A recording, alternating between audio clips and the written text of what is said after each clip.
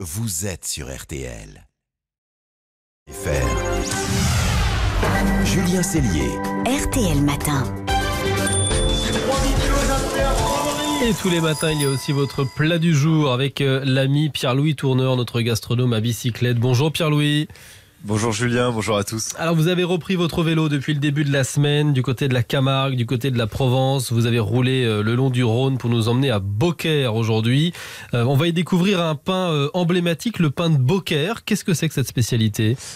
Alors pour comprendre l'histoire de ce pain, il faut comprendre avant celle de la ville. Beaucaire, c'est une ville très ancienne, fondée au 7e siècle avant Jésus-Christ sur la rive droite du Rhône. À l'époque romaine et médiévale, ça a été une ville très importante. On peut le voir à son architecture. Il y a beaucoup de monuments en vieille pierre, c'est vraiment très joli. Et c'est notamment cette architecture et ces pierres qui ont donné son nom à la ville de Beaucaire, qui signifie belle pierre. Et la beauté de la ville a bien sûr inspiré les boulangers locaux qui produisent depuis au moins le 15e siècle un pain spécial, le pain de Beaucaire. Un pain en forme rectangulaire avec les bords ronds et doté d'une fente en son centre, comme pour faire un clin d'œil aux vieilles pierres de la ville. Est-ce que c'est un pain que les boulangers de la ville produisent encore aujourd'hui ? Alors, il y a encore quelques décennies, c'était un pain très répandu à Beaucaire et dans sa région. Aujourd'hui, c'est très difficile de le trouver. Il a presque disparu, malgré le fait que ça soit un pain de grande qualité. Heureusement, il reste une boulangerie à Beaucaire qui propose ce pain tous les jours. C'est la boulangerie Moureau. Boulangerie où, en fait, on est boulanger depuis 4 générations. Il perpétue le savoir-faire familial en confectionnant ce pain régional. Et c'est pour ça que je voulais souligner cette spécialité aujourd'hui, pour les remercier un petit peu de sauvegarder cette partie de notre patrimoine gastronomique. Alors, au-delà de l'intérêt justement patrimonial, est-ce que ce pain a un intérêt gustatif particulier? Bah oui, c'est aussi ça qui nous intéresse. Bien sûr. Alors oui, je vous aurais pas fait l'offense de vous le présenter. Le pain de Beaucaire, il tient pas uniquement sa typicité de sa forme rectangulaire, mais aussi de sa recette. C'est un pain qui contient beaucoup de levain, mais surtout à l'origine, c'était un pain réalisé avec des farines anciennes, très goûteuses.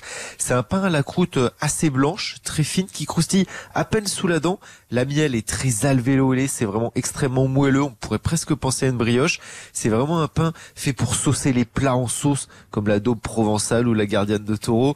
L'ami boit, s'imprègne du jus et la restitue avec puissance une fois en bouche.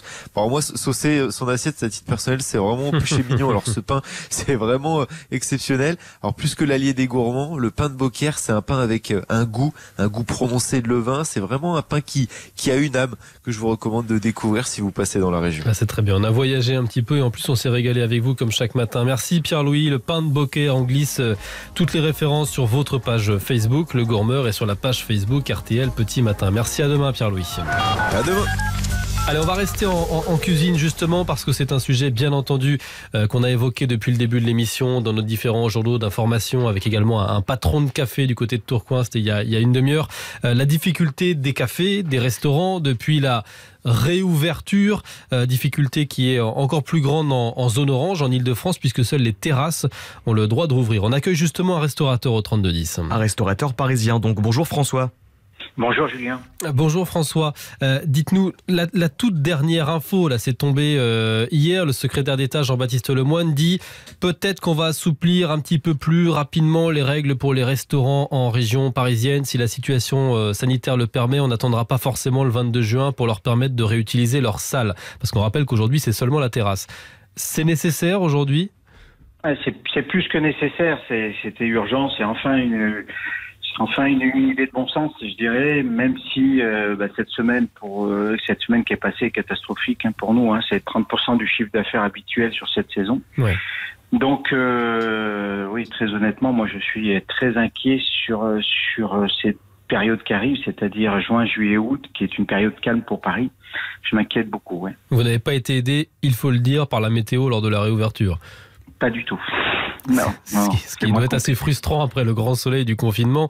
Racontez-nous comment vous vous organisez justement. Est-ce que vous avez réussi à pousser les murs, à vous étendre sur le trottoir, sur les places de parking ? On sait que c'est toléré.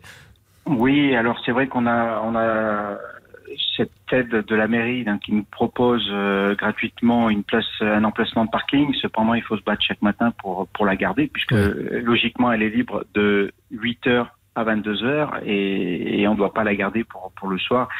Bon, après, chacun se la garde, essaye de se la réserver, mais malgré tout, c'est très difficile de manger avec un vent très froid comme on a eu cette semaine, ou la pluie, bien sûr. Donc, même ces places-là ne servent pas à grand-chose. Ça veut dire que vous regrettez presque d'avoir ouvert, là ?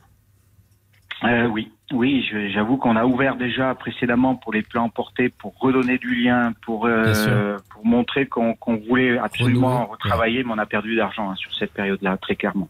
Bon.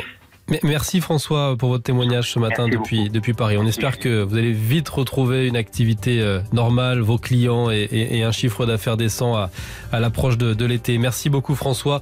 Le soleil juste à Paris, Anthony, en un mot pour François, il va revenir quand? Aujourd'hui, non déjà? Alors aujourd'hui il sera présent, demain également, et puis vendredi ça se dégrade à nouveau ainsi que samedi, mais dimanche il revient pour une longue durée après.